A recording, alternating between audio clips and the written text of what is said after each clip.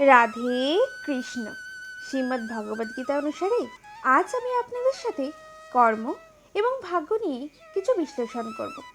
আচ্ছা, আপনি বলুন তো, আপনার কাছে আপনার কর্ম বড় নাকি আপনার ভাগ্য? সফলতা অসফলতা এই দুইই আমাদের জীবনের অংশ, কিন্তু কেউই এই সত্যটা মেনে নিতে পারে না।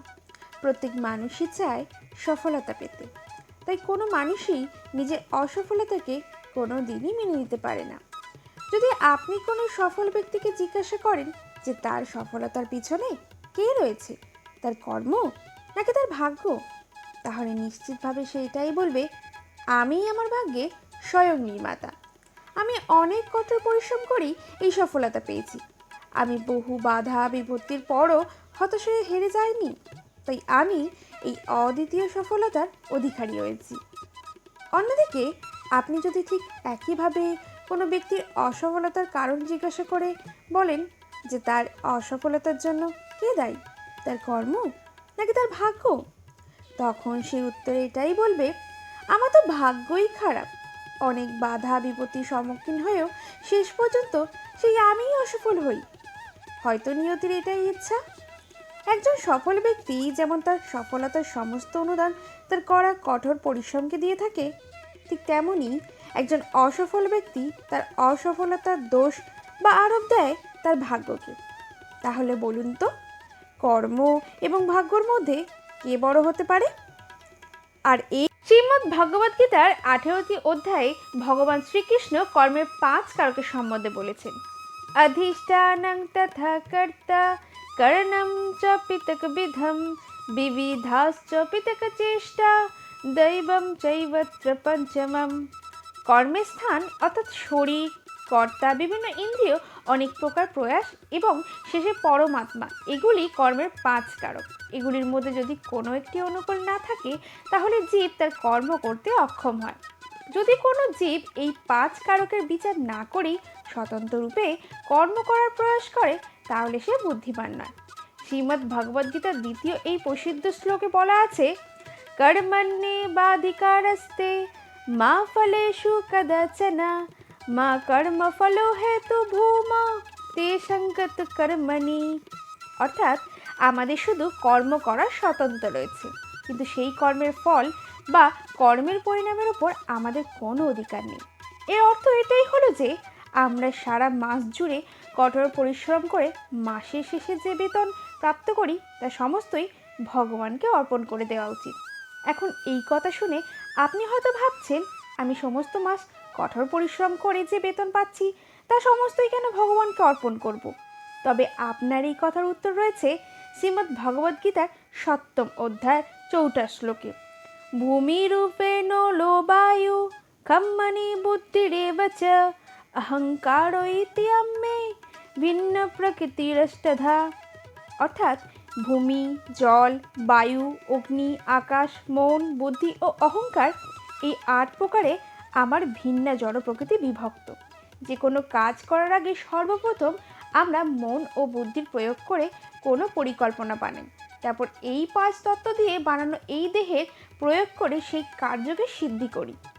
কিন্তু ভগবান এই শ্লোকের মাধ্যমে বলেছেন, ভূমি, জল, বায়ু, অগ্নি, আকাশ, মন, বুদ্ধি ও অহংকার এই সব তত্ত্ব ওনার থেকেই প্রকট হয়।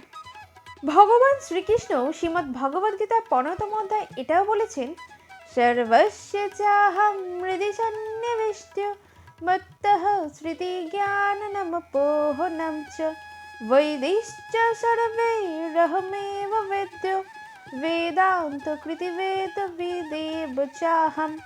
অর্থাৎ আমি সমস্ত জীবের হৃদয়ে অবস্থিত এবং আমার থেকেই স্মৃতি, জ্ঞান ও বিলোপ হয়। আমি সমস্ত বেদের জ্ঞাতব্য এবং আমি বেদান্ত কর্তা ও বেদবিদ। তাহলে এই শ্লোক অনুসারে ভগবানই আমাদের স্মৃতি ও বিস্মৃতির জন্য উত্তরদায়ী। এর অতিরিক্ত শ্রীমদ্ ভগবদ্গীতার 3য় অধ্যায়ে এই বর্ণনাও পাওয়া যায়, প্রকৃতে ক্রিয়মাণানি গুণৈ কর্মণি সর্বশঃ অহংকার বিমূঢ়াত্মা কর্তহম ইতি মন্যতে।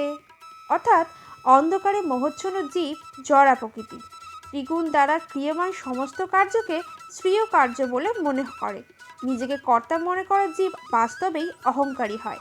তাহলে এখানে বলা এই 3টি শ্লোক শুনে এটাই সিদ্ধ হয় যে বাস্তবিকভাবে জীব কিছুই করে না। তাই জন্য ভগবান বলেন যে কর্মের পরিণামের উপর আমাদের কোনো অধিকার নেই। কিন্তু তারপরও জীবের মনে সংজ্ঞা হয়, যদি আমরা কর্ম নাই করে থাকি তাহলে ভাগ্যের নির্মাণ কিভাবে সম্ভব? আমাদের জীবনে আমরা সুখ দুঃখ কিভাবে অনুভব করি? আর এই সব প্রশ্নের উত্তরই হলো অহংকার। যেমনটা প্রথমেই বলা হয়েছে যে জীব যখন স্বয়ংকে অর্থাৎ নিজেকে কর্তা মানতে শুরু করে তখন তাকে তার কর্মের ফল ভোগ করতেই হয়। কিন্তু সে যদি এই কর্তা হওয়ার অভিমান ত্যাগ করে তাহলে তাকে কর্ম কখনোই বাঁধতে পারে না। কর্মের সিদ্ধান্ত ততক্ষণ পর্যন্তই যতক্ষণ পর্যন্ত আমরা মিথ্যে অহংকারে ডুবে থাকি। তাহলে চলুন এবার আমরা ভাগ্যের বিষয়ে বিস্তরে আলোচনা করব। কল্পনা করুন এক তীরন্দাজ অর্থাৎ শিকারী বনে শিকার করতে গিয়েছে এবং তার তীরের তূর্ণিতে অনেক তীর রয়েছে। হঠাৎই সে একটা হরিণ দেখতে পায় এবং তৎক্ষণাৎই সে এক তীরের সাহায্যে ওই হরিণটাকে তীরবিদ করে। তারপরে সেই শিকারীটি একটি সিংহের গর্জন শুনতে পায়। তখন সে সঙ্গে সঙ্গে তার ধনুকে তীর নিয়ে তৈরি থাকে সিংহকে দেখলেই তাকে তীরবিদ করবে। এবার দেখুন এই গল্পে 3 ধরনের তীরের কথা বলা হয়েছে। প্রথম, ওই তীরন্দাজ বা শিকারী তীর তূর্ণিতে যে তীর রয়েছে। দ্বিতীয়, যে তীর দিয়ে সে হরিণটিকে তীরবিদ করেছে। তৃতীয় হলো ধনুকে বসানো তীর যার সাহায্যে সে সিংহ দেখলেই তার উপর আক্রমণ করবে। তাহলে এই 3টিকে বলা হয় সঞ্চিত কর্ম, প্রারব্ধ এবং আগামী। সঞ্চিত কর্ম হলো তা যা আমরা পূর্ব জন্মে করেছি আর তার কর্মফল আমাদের আগামী কয়েক জন্মেও ভোগ করে যেতে হবে। প্রারব্ধ কর্ম হলো ওই সমস্ত সঞ্চিত কর্মফলের ছোট্ট একটা অংশ যা আমরা এ জন্মে প্রাপ্ত করে থাকি, যার উপর আমাদের কোনো নিয়ন্ত্রণ থাকে না, কারণ এই কর্ম আগেই করা হয়ে গিয়েছে। প্রারব্ধকেই ভাগ্য বলা হয়ে থাকে। এই বর্তমান ভাগ্য অনুসারে আমাদের যে মনোবৃত্তি তৈরি হয় তা আমাদের দিয়ে আরও কর্ম করিয়ে থাকে, আর এই থেকেই আমাদের ভবিষ্যতের কর্মফলের নির্মাণ হয়। একেই আগামী কর্ম বলা হয়। আর এইরূপ আমাদের ভাগ্য আমাদের পূর্বজন্মের কর্মেরই এক প্রতিবিম্ব। তাহলে আজকের এই আলোচনার মাধ্যমে আমরা এতে জানলাম, আমরা যদি আমাদের বাস্তবিক স্বরূপকে জেনে নিতে পারি এবং কর্তা হওয়ার অহংকার ত্যাগ করি তাহলে কোনো কর্ম ও তার কর্মফল উৎপন্ন হয় না। বাস্তবে মিথ্যা অহংকারই কর্ম ও ভাগ্যের মূল। ভগবান প্রত্যেক জীব আত্মাকে একটা সুযোগ দেয় সঠিক কর্ম করার, তবে সে সেই কর্মের সঠিক পালন করবে নাকি ভুল তা একান্তই তার ব্যাপার। আর তার এই জীবনের বিকল্প কর্মের দ্বারাই বিচার হবে আগামী জন্মে সে এই কর্মে কী কর্মফল পাবে। আশা করি কর্ম ও ভাগ্যের বিষয়ে আপনাদের সমস্ত সংজ্ঞা মিটে গিয়েছে। যদি আমাদের সমস্ত শাস্ত্রগুলিকে গাভীর সমান মনে করা হয় তাহলে শ্রীমদ্ ভগবদ্গীতা তার দূত স্বরূপ, অর্থাৎ সম্পূর্ণ শ্রীমদ্ ভগবদ্গীতা সম্পূর্ণ বৈদিক শাস্ত্রের সার। তাই আপনিও শ্রীমদ্ ভগবদ্গীতার পাঠ করুন, শ্রীমদ্ ভগবদ্গীতার অধ্যয়ন করে তার বিশ্লেষণ করে সমস্ত প্রশ্নের উত্তর পান। চ্যানেলের ভিডিওগুলি যদি আপনাদের ভালো লেগে থাকে তাহলে অবশ্যই চ্যানেলটিকে সাবস্ক্রাইব করে ভিডিওগুলিতে লাইক কমেন্ট করে দেবেন। ভালো থাকবেন।